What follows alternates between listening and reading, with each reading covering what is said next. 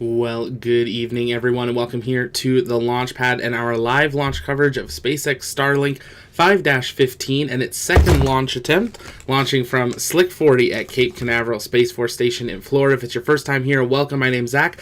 I'm the founder and host here at TLP, and here at the launch pad, it's our mission to inform and inspire the explorers of tomorrow because we believe that space is better together, and we're glad to have you joining us here live tonight. As you can see, SpaceX is getting underway, and we're going to, of course, listen in to Mission Control once they get underway with their live coverage, have an update on today's rocket payload, the rocket, the range, and how everything's progressing. We are now just over 7 minutes and counting until launch, until another SpaceX Falcon 9 launches from Slick 40 at Cape Canaveral. Today's booster 1060, going for a record-setting 16th flight. This flight was supposed to occur a couple of days ago, but we had a last-minute abort at T-minus 40 seconds on the record-setting flight. They went to go attempt for the next day, but a few hours out from launch, they announced that they are actually going to delay the launch one more day to today.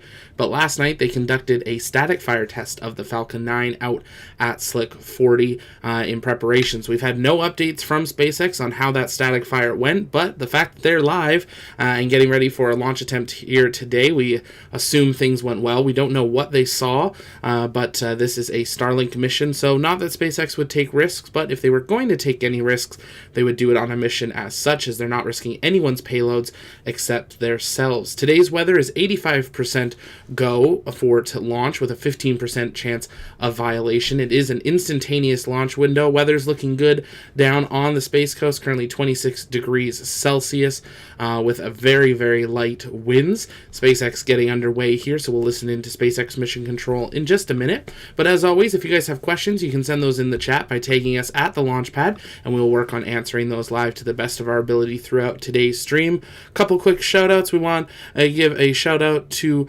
Geraldine, sorry if I'm saying that wrong. First time watching on the launch pad. We're glad to have you here.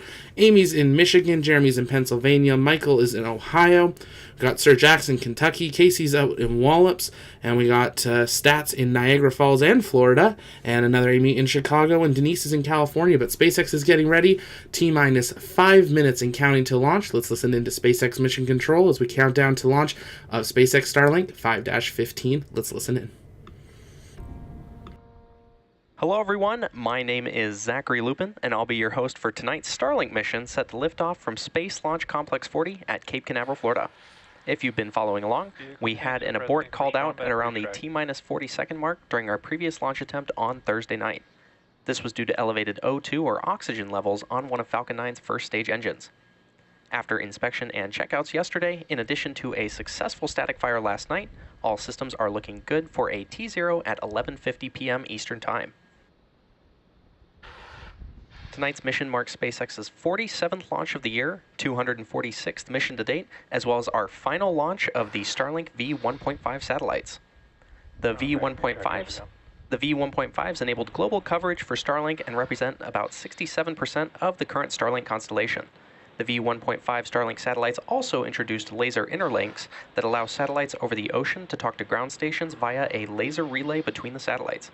Some of those laser beams have traveled as far as 2,700 kilometers to other satellites in the network and were the real groundbreaking technology that enabled Starlink to be a true global constellation.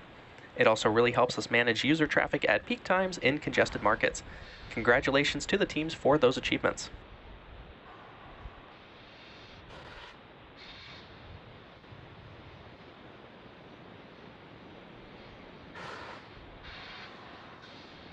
Now at this point in the countdown, the clamp arms have opened around the Falcon rocket and the strongback is retracting away from the rocket.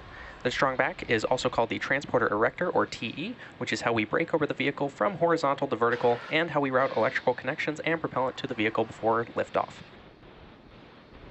Coming up next at T-minus 3 minutes, we should hear that Stage 1 has completed liquid oxygen loading.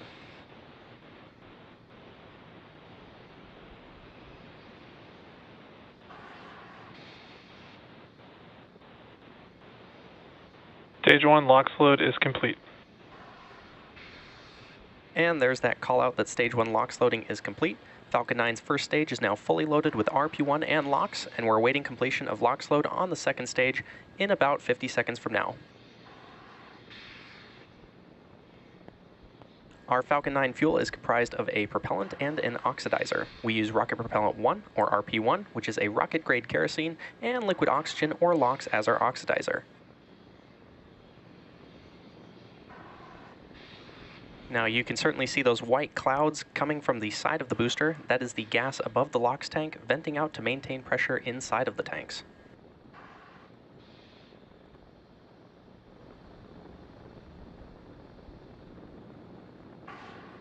Coming up shortly, we should hear a call out that second stage LOX loading is complete.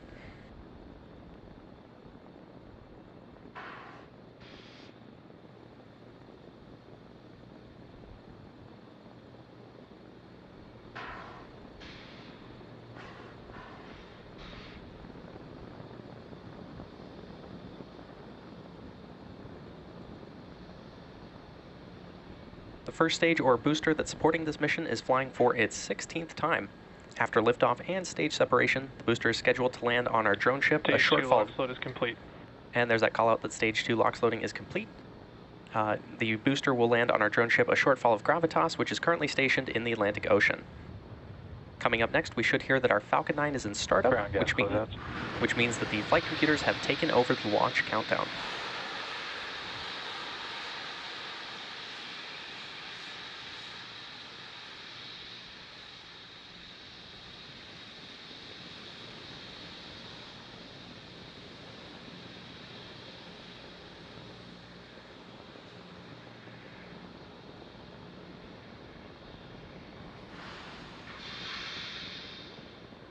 Falcon 9 is in startup. And there's that call out that Falcon 9 is in startup. This means that the flight computers have taken over the countdown and the rocket is on internal power. In just a few moments, we'll hear confirmation from our launch director. SpaceX Launch Director, go for launch. And as you just heard, the launch director has given the final go to proceed for tonight's launch. So let's sit back and watch as Falcon 9 takes our last 54 V1.5 Starlink satellites into space. 30 seconds.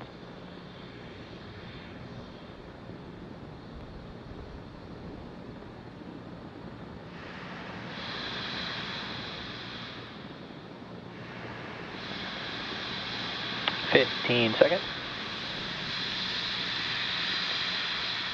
T-minus 10, 9, 8, 7, 6, 5, 4, 3, 2, 1. Ignition, engines full power, and liftoff of SpaceX Falcon 9. Go Falcon, go Starlink.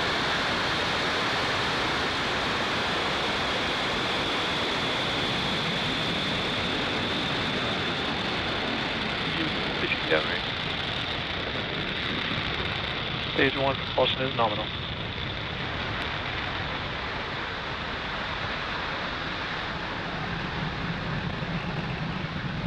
At T plus 30 seconds, Falcon 9 has successfully lifted off from Space Launch Complex 40 from the Cape at 11:50 p.m. Eastern Time.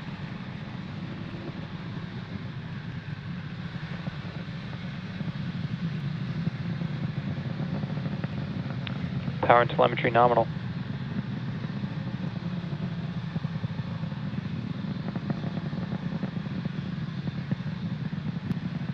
Falcon 9 is supersonic. And there you heard that call out that Falcon 9 is supersonic, which means that the rocket is traveling faster than the speed of sound.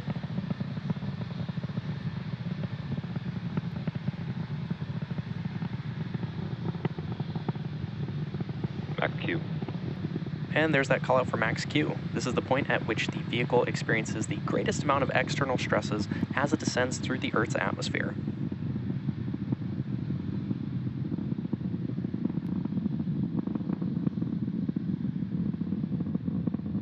We're about a minute away from a series of events: MECO, stage separation, SES-1, and fairing separation. MECO, or main engine cutoff, is where all 9 of the Merlin or M1D engines on the first stage shut down. This is followed by stage separation, which is when the first and second stages separate. Then we have SES-1, or second engine start 1, where we light the Merlin vacuum engine on the second stage. And lastly, we'll have fairing separation, which is when the 2 fairing halves separate and fall away from stage 2. So keep an eye out for these events, which will happen in quick succession.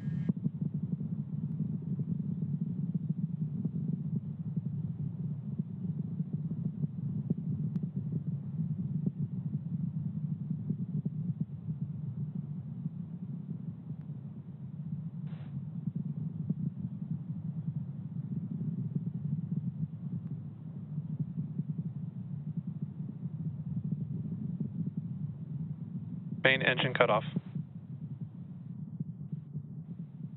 Stage separation confirmed. MVAC ignition.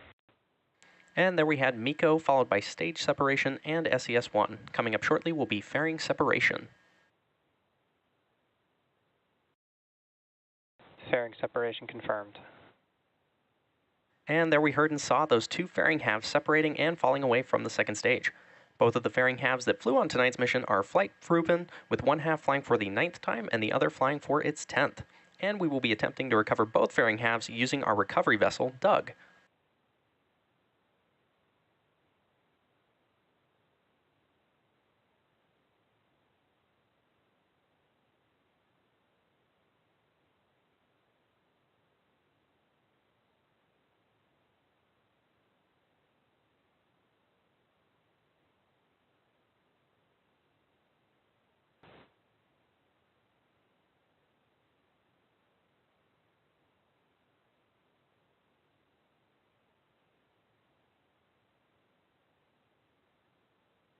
On your screen right now is a view of our MVAC engine at the very bottom of the second stage, carrying our Starlink satellites to orbit. Both vehicles are on a nominal trajectory. Currently, the first stage is on its way back to Earth towards our drone ship, a short fall of gravitas. Now, this MVAC engine will continue its burn for another couple of minutes, and you can watch the velocity increasing at the bottom right-hand side of your screen.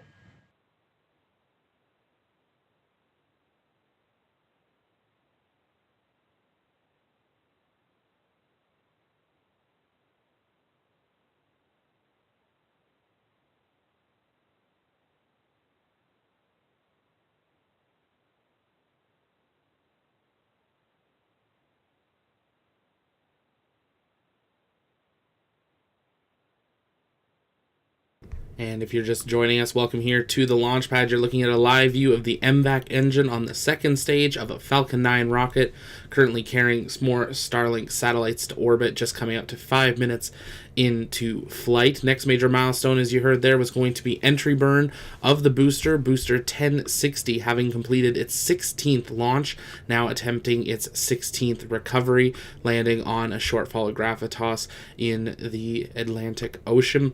Following those milestones after landing, we'll have SECO-1 payload deployment. Going to be a little bit of time today, going to be just about an hour and 5 minutes after liftoff. That's payload deployment clock now on your screen. We're continuing to listen in to wait for confirmation of the entry burn of the first stage. On the right side of your screen, a live look at telemetry mapping of both the first and second stage from SpaceX, so you can see where that first stage is returning to Earth, having completed its apogee, now gaining speed ahead of its upcoming entry burn. Let's listen back into Mission Control. Live in Guatemala and Cyprus, with more countries around the world to be announced soon.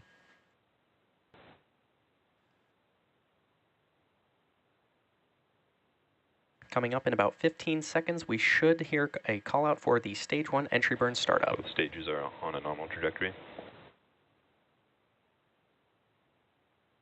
Stage 1 entry burn startup. And there's the call out for the Stage 1 entry burn. Stage 1, which we also call the booster, has ignited engines 1, 5, and 9 to slow it down for atmospheric re-entry.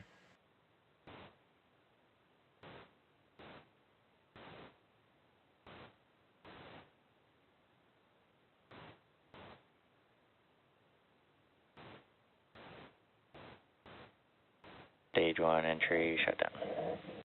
And there's that call out that the entry burn on the first stage has completed. The first stage used to launch our 54 Starlink satellites into space tonight is flying for the 16th time. Now we have one more burn on the first stage, and that is the landing burn, which should be coming up in just over a minute from now. The center engine, E9 specifically, is the engine that relights for landing burn to slow it down before it touches the drone ship.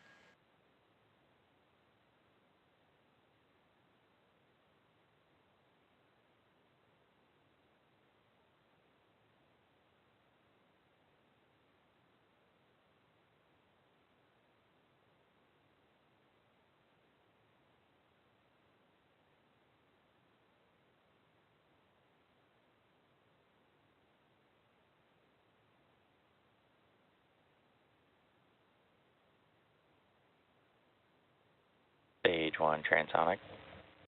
And there's that call out that the first stage is transonic, which means it is traveling near the speed of sound. Stage 1 and Stage 2 FTS host saved. Now coming up next, we have a landing burn on the first stage, which should start in about 20 seconds from now.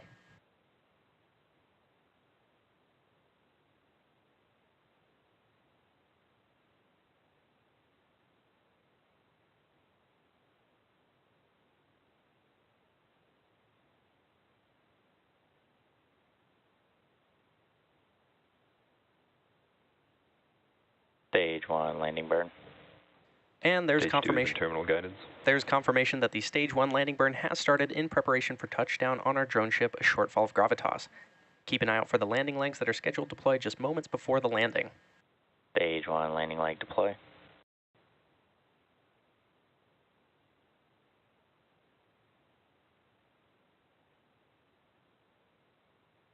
Stage 1 landing confirmed. And there you have it, Falcon 9 has successfully landed, marking its 16th landing for this booster. And we are now awaiting second engine cutoff coming up in a few seconds.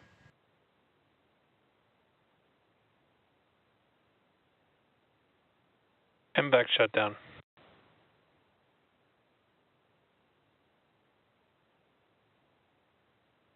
Tonight's landing of our first stage marks our 207th overall landing of an orbital class rocket and our 246th mission to date for tonight's mission. Expected loss of signal, Cape.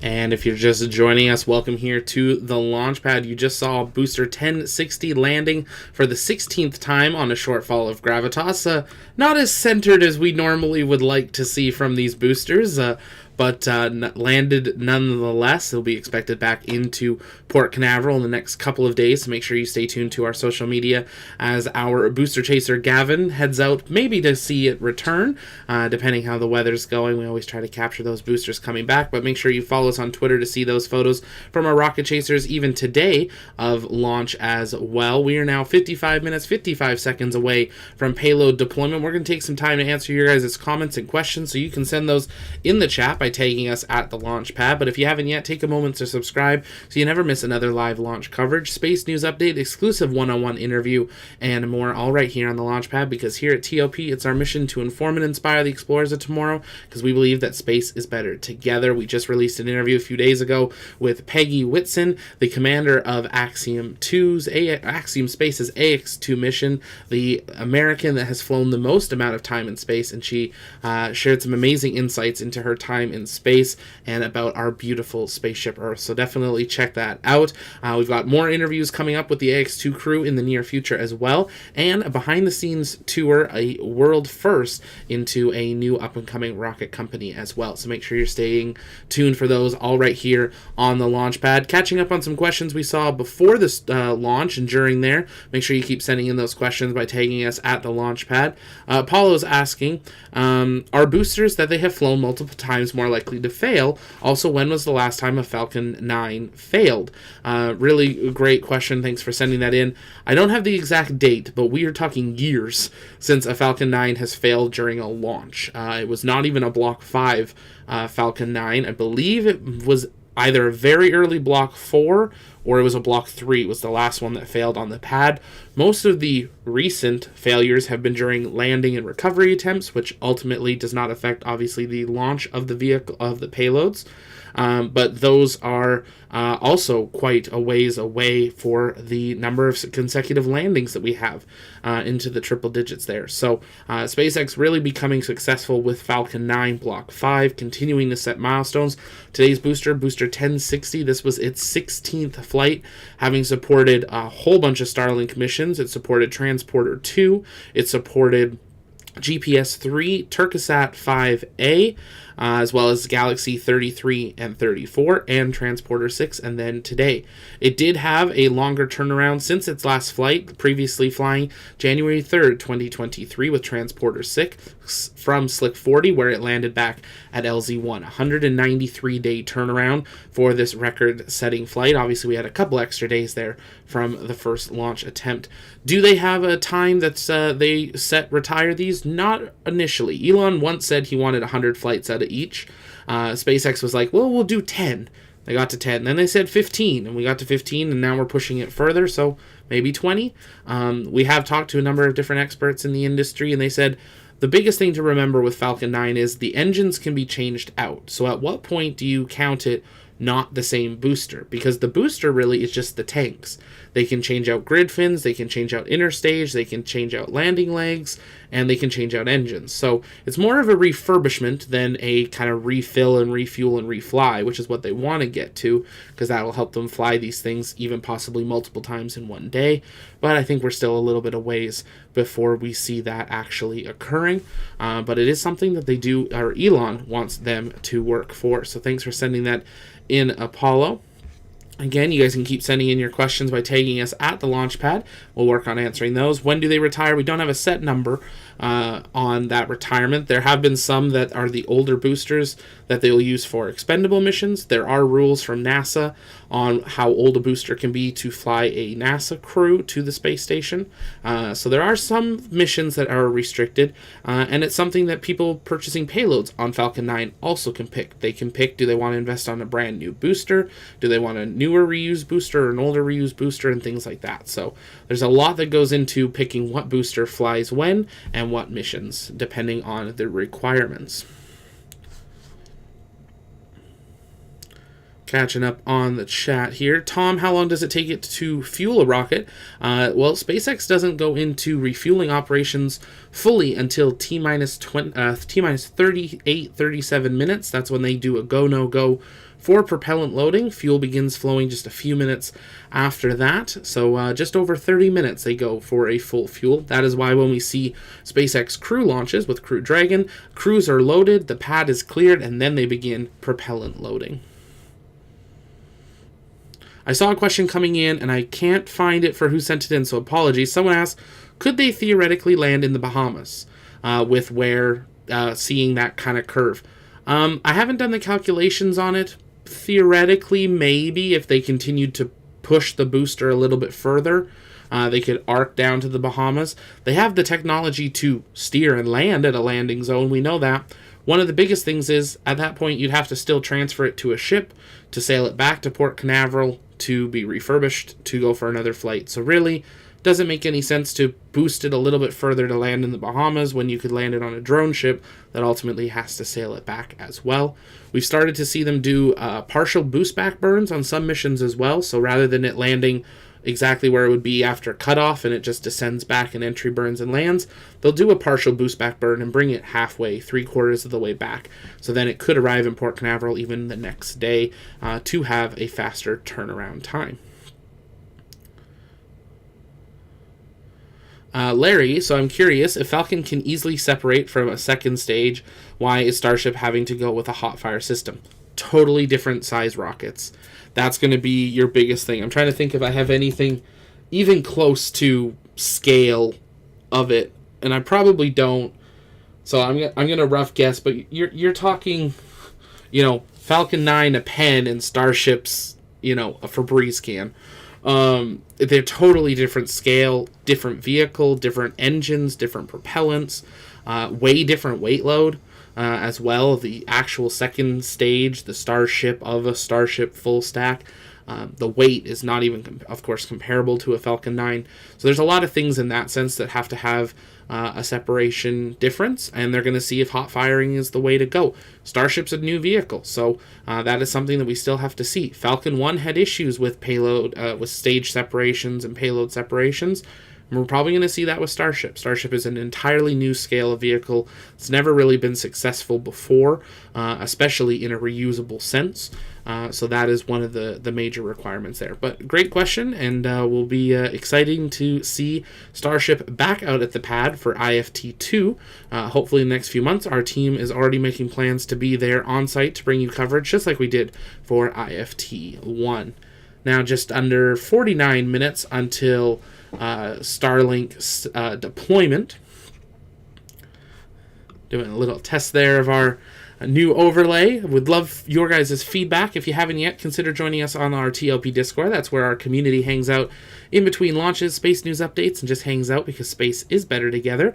But we do have a section on there that says feedback, and we'd love to hear your feedback on our live coverage, our news updates, the overlays, our branding, our marketing, and things that you would like to see changed, improved, and everything there. There we go, updated at Coast Phase. So we would love to hear from you guys. We're still working on some of these layouts, obviously with the new overlay, so bear with us as we continue to work on adjusting those. But this is all thanks to your guys' support and the support of our generous TLP members, and thanks to an incredibly important person, Jay, who works at the TLP Network Operations Center, NOC, out in Glasgow in Scotland. He's our Director of Operations and our Platform Director. He is what makes this look amazing and makes our team look amazing. He is responsible why Artemis 1 happened, why Starship happened, while we were out in the field. So if you can, in the chat, give a shout out to Jay on making this all possible as part of our team. He's got a lot of things in the works right now. Not all of them we're ready to unveil, but if you're a TLP member, stay tuned. Lots of exciting things, and one of them being an entirely new app. So stay tuned for that. That's going to be coming in the very near future. But Jay, absolute legend, bringing this all together. We had some of our TLP rocket chasers and our Space Coast correspondent out in the field tonight for the launch as well. So we're excited to be expanding this coverage, and that's thanks to your guys' generous support. Anna says, I think it will go for 20. I think one or 10 launches. Your broadcast is very educational and never stop sharing. Well, I appreciate that, Anna. Thank you so much. Appreciate that. Humberto military contracted SpaceX to make it real, to launch rockets to any place in less than 39 minutes. That was about 8 months ago. That is true. The military has invested into Starship to see what options there are to use Starship to deploy a ridiculous amount of weight or a ridiculous amount of people anywhere on the planet in 39 minutes or less. That's the amount of time it takes Starship to get to the other side of the world. They have invested in that to study it. It is not under contract to actually build starships for the military, but there are, in that contract and understanding, there are requirements for possible demos of it. So it is something that they are working on. Obviously, the U.S. Space Force and military forces are a big supporter of SpaceX. We see that with many missions, and they are continuing that with the Starship vehicle as well. Wolfel's asking, will the lunar starships as HLS still have sea-level Raptors, considering they aren't really used on the moon yet? They have gimbal, which the vacuum Raptors don't. Really great question there, Waffle. We don't have a full update. I don't have my lunar starship. It's on the shelf behind me. But lunar starship, we're still seeing modifications from some people we've talked to around Starbase. We'll hopefully have a better idea of what HLS looks like by the end of the year. There were plans to preview some more stuff this year, but obviously with how IFT1 went, they were not finalizing any plans for HLS until they know Starship works.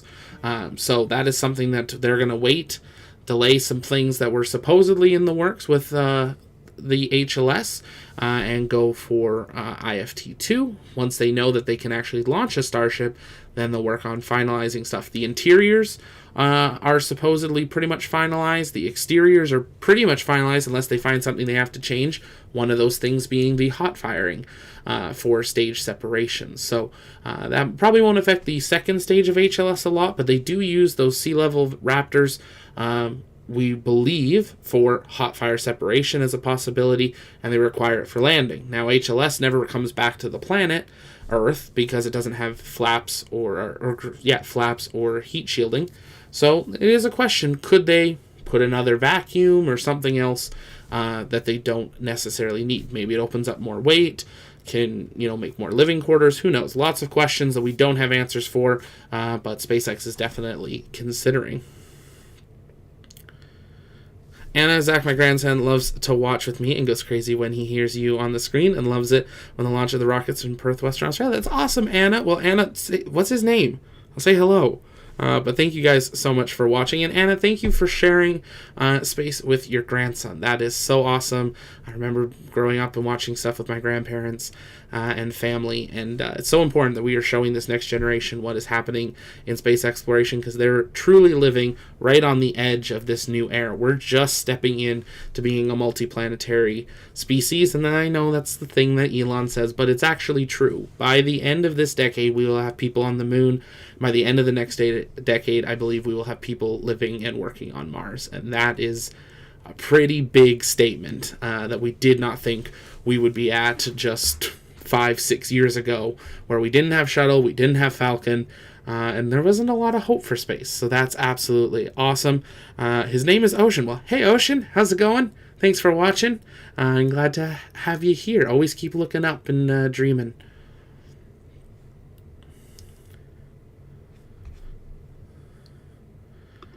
Couple people coming over from the SpaceX feed. Thanks for joining us. I know they cut off their feeds pretty quickly on these Starlink missions, but we try to stay live most of the time for payload deployments. Sometimes we'll do commentary. Sometimes if it's 3 in the morning, we don't do commentary, but you can always keep an eye on what major milestones are coming up next in the flight on that side of your screen. We've got our countdown to SES-2, that is second engine burn that has to happen, a second burn. That is now 30 minutes, 30 seconds away, and we're 42 minutes away from payload deployment of a bunch more Starlink satellites. Jessica, how exciting and terrifying to be a human in 2023. It really, really is. It is, we like to fight on our planet a little bit, on our spaceship. We talked with Commander Peggy Whitson a little bit about that, but space is a really unifying thing, and the fact that we're going to the moon with so many countries working together, and then we'll go on to Mars as well, it really is an exciting time. There's times of generations of people dreaming, and those dreams are now starting to become a reality. The fact that a year ago, I've dreamt as a kid, I've always wanted to go up, and a year ago, if I had the money, I could have bought a ticket to at least experience zero gravity and cross the Kármán line. Had the opportunity, just didn't have the millions and millions of dollars, and even if I did, I'm not sure I would have spent them at the time. But the fact that 25, 26, I had that opportunity, I can't imagine where we're going to be when I'm 50. And that's a really exciting thing, and that's why we started the Launchpad, is to help bring all of what's happening in space exploration from around the world here, from every country, whether we like all the countries or not. It is helping push us forward, and when we are in space, we are still working unified, even on the International Space Station, when our countries can't work together on the planet. Tom, why did they only launch one big Falcon rocket? Well, they're going to launch more Starships soon, but tonight we only had one Falcon 9 on the schedule. Looking towards the upcoming schedules, I don't have this patched in, but I can let you know what we've got coming up over the next few days. We did have some adjustments. Rocket Lab's Baby Come Back mission now targeting the 17th of July. We've got another Starlink launching this time out of Vandenberg on July 18th. And then we're back to Space Coast, Florida for a Falcon Heavy on July 23rd. A few other missions possibly squeezing in there by the end of the month. August, though, we got a couple big missions coming up. We've got August 1st, the final Antares Cygnus mission, launching on the 1st out of Wallops. On August 15th, we're sending up Crew 7 up to the International Space Station, which means it's almost time for Crew 6 to come home. On August 10th, we do have Russia launching their lunar lander cargo mission, so we'll stay tuned for that and many other missions. If you want to know more about what's coming up on future missions, you can head over to tlpnetwork.com, click on launches. We're about to do a huge update to our website, just like we did with our overlays, so make sure you're staying tuned for that as well. Members, you're going to get to see more of that in the near future as we go into some testing as well. Oh, Anna, that's awesome. Super cool. Again, if you're just joining us, though, welcome. We're waiting for Starlink payload deployment in about 39 minutes time from now. If you have questions, you can send those in the chat by tagging us at the Launchpad, and we'll work on answering those live. But while we've got the time, take a moment and also head down, check out the link on the screen here, and you can click on that, or we'll drop a link in the chat as well. You can't click on the screen. we'll drop a link in the chat. There it is, Jay. And take a moment and check out the interview with Commander Peggy Whitson. We're going to work on bringing in some teasers of these interviews in the near future, but we got a little bit of time, so go check out that interview, share it out on social media, and I will be back closer to SES2 as we continue to await Starlink deployment, but stay with us right here on the launch pad as we continue to count down to payload deployment. Stay with us.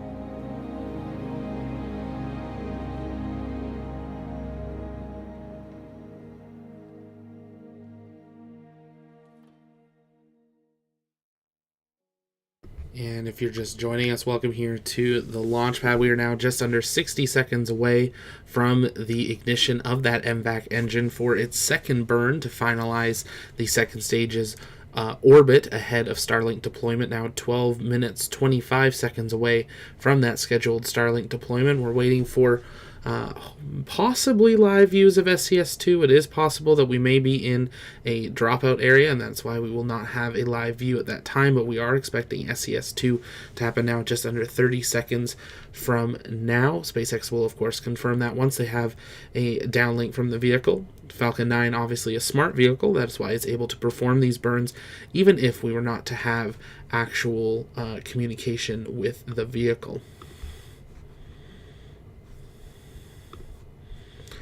As always, if you guys have questions, you can keep sending those in the chat by tagging us at the Launchpad, and we'll work on answering those live to the best of our ability through the final bit. And we should have ignition of the MVAC engine.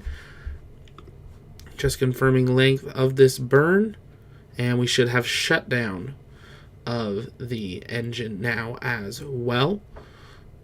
We'll wait for SpaceX confirmation of that burn of the MVAC engine finalizing its orbit. We may not get that for a few minutes as we wait for it to regain signal. As you can see it coming up from the south towards the north part of Australia. If it's your first time here, though, welcome here at the Launchpad. It's our mission to inform and inspire the explorers of tomorrow because we believe that space is better together. Make sure you engage that subscribe button so you never miss another launch live, space news update, exclusive one-on-one interview, and more all right here on the Launchpad.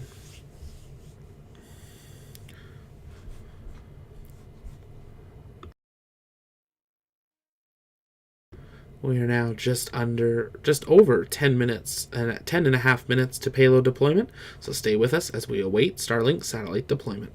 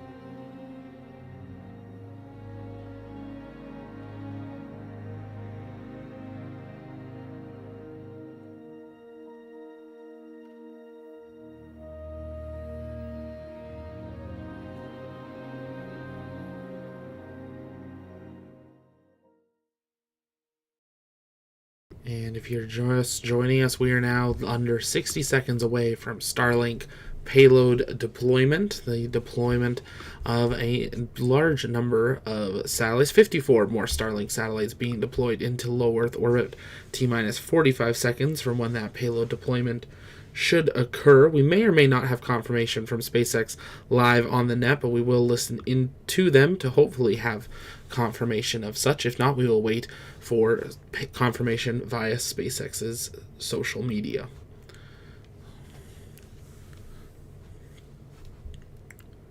T-minus approximately 20 seconds to payload deployment. If it's your first time here, though, welcome. Make sure you engage that subscribe button and never miss another live launch coverage. T-minus 10.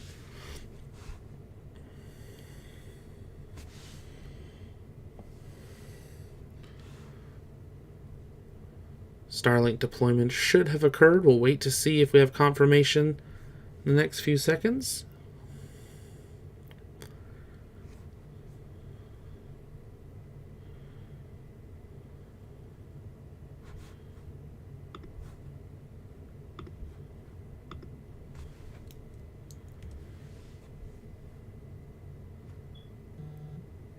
And we have confirmation via SpaceX social media. Deployment confirmed. 54 more Starlink satellites officially now in orbit. Well, that's going to do it for today's live launch coverage of SpaceX Starlink 5-15. If it's your first time joining us, welcome. Thank you so much for being here. To our TLP members and those that sent super chats and memberships today, thank you so much for your support. Here at the Launchpad, it's our mission to inform and inspire the explorers of tomorrow, because we believe that space is better together. And this concludes our live launch coverage of SpaceX Starlink 5-15. Our next launch coverage should be on July 17th of Rocket Lab's 39th Electron mission Baby Comeback, where they're going to attempt to recover the first Electron rocket that will hopefully get reused on a second flight. So we hope you'll join us for that. But from our TLP Canada studio and from our TLP Network Operations Center in Glasgow, Scotland, my name's Zach, and Jay was producing today's stream, and we'll see you next time. Bye-bye.